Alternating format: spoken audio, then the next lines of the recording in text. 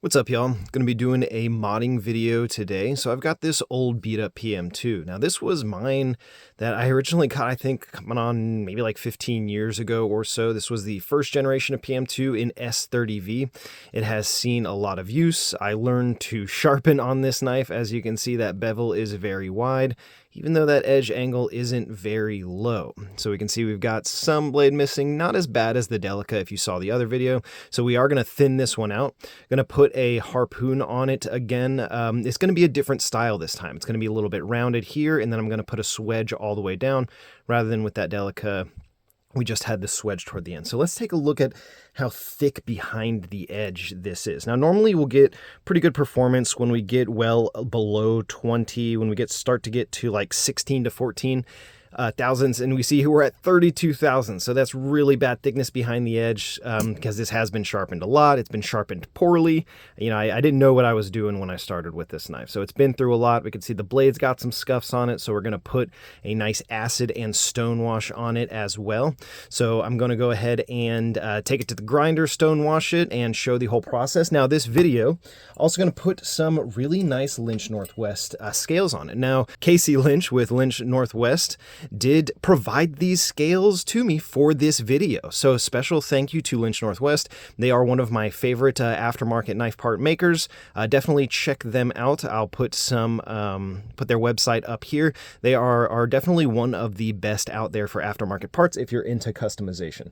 But they're very nice in providing me with some very nice kind of bronze fade metal flake titanium scales, and these do delete the liner, the non-locking side liner, so it will kind of balance out some of that weight addition that the titanium will bring to it, and I think it's going to really make a nice look with that stone wash. So special thank you to Lynch Northwest for this one, and let's go ahead and first take it to the grinder and get that harpoon going. All right, so this is a pretty sharp knife, so I'm going to go ahead and dull it out before I start working on it, just for safety.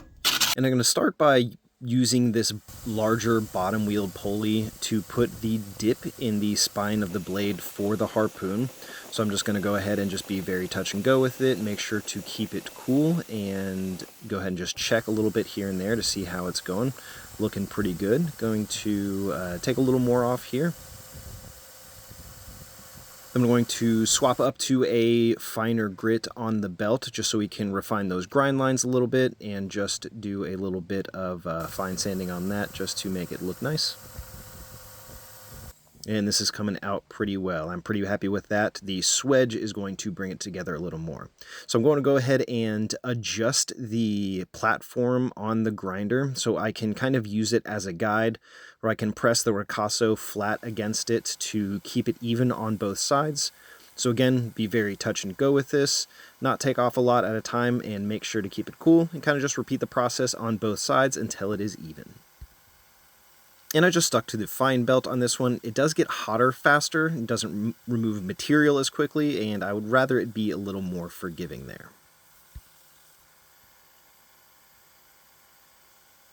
Right, so taking a look here, it is looking pretty good. So we're going to go ahead and thin the blade out some. So again, this was 32 thousandths behind the edge, which is very thick. So I've got it connected up to this jig here to make sure it stays perfectly flat. And I'm going to go ahead and just give it a few passes. This is a low grit, I think 60 or 80 grit belt. And I'm going to just put some marker there just to see where I'm hitting. And it is hitting closer to the edge side of it, so I adjusted it up just a little bit, and just going to give it a few passes, and I'm actually eyeballing by how wide the secondary bevel is. I'm using that as kind of a way to determine how much material I'm removing. Again, keeping it very cool. Going to go ahead and, of course, again, take it up to a higher grit so I can refine some of those grind lines. And this really did pay off in the end, because we finished about 16 thousandths behind the edge on the finished knife here. So that's almost half the material behind the edge. Much better cutting performance now. And now a lifetime of hand sanding. I mean, just hours of grinding, sanding those grind lines out. So now we are going to prep for the acid wash. We've put some nail polish around the pivot and make sure to get the lock face very well. and make sure the blade is otherwise very clean. Going to give it a dunk in a 50-50 ferric chloride in distilled water bath. And all right, attempt number 2. So again, gonna just go ahead and get it in for a minute or 2 at a time. This is just at room temperature or garage temperature, around 80 degrees. And I want to take it out and check it. Now the reaction happens when you wipe it away. You see it doesn't look very dark at first, but when you wipe it away and it gets exposed to the air, it darkens it up a bit. Now I do want it a little bit darker. And we want to make sure we don't overdo it because there's something called hydrogen embrittlement, where hydrogen atoms can actually get into the steel, causing it to be overly brittle. Taylor gave me a lesson on that recently when we were talking about me acid washing my knives. But I am getting happy with this finish, so now we are going to neutralize it in some baking soda, and now we are going to prep the stonewash. So this is, again, if you haven't seen it before, my expertly engineered stonewashing setup. We've got the toy truck, the drill, the haphazardly stacked bits of wood, and I'm using a jar of the medium there. That is just the Harbor Freight ceramic medium. Holding it in place, hitting it with some WD-40. Getting it all back together. And we are going to just connect it up to the drill. I'm using a C-clamp to lightly press the trigger down on the drill, and I'm just going to let this run. First run, I think I let it go about 15-20 minutes. I do want to make sure I am trying to match the scales that Lynch Northwest sent me, because I do want it to be like a pretty consistent, heavy stonewash look across it.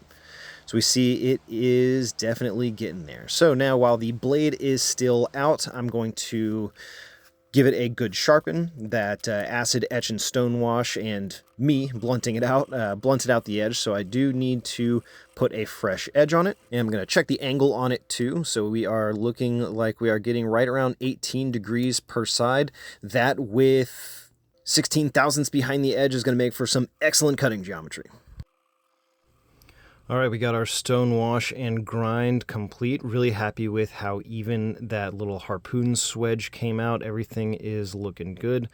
Got it all nice and sharpened up as well. We can see that bevel is much lower now, even though it is still below 18 degrees per side. Before that was a very wide bevel, and I'm really happy that we kept that Spyder. Somebody explained to me why the acid didn't affect the Spyder. Did the S30V a little bit, but super happy with that, and I'm glad I didn't end up going with a grind that canceled, or that ground through that. So stonewash is looking good. Let's get it put together before we see those final results. Again, another thank you to Lynch Northwest. They provided me these scales and clip to go with that this knife for this build, so I am very grateful for that. All right, let's go ahead and get it together.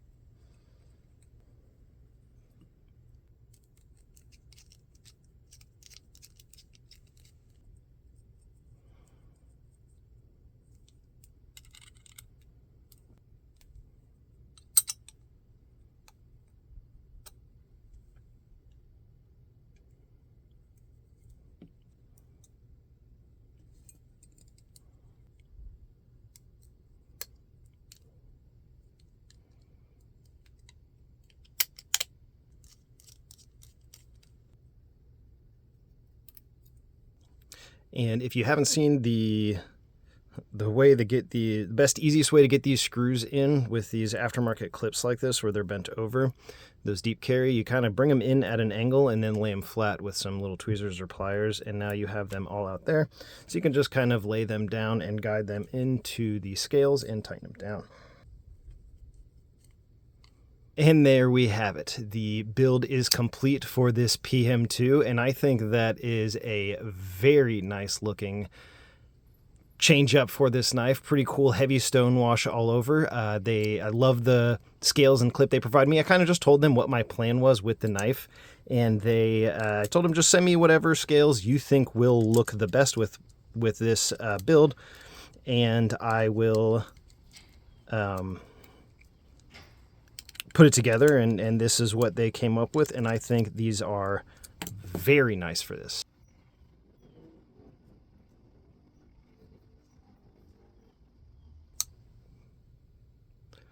Perfectly centered, nice action.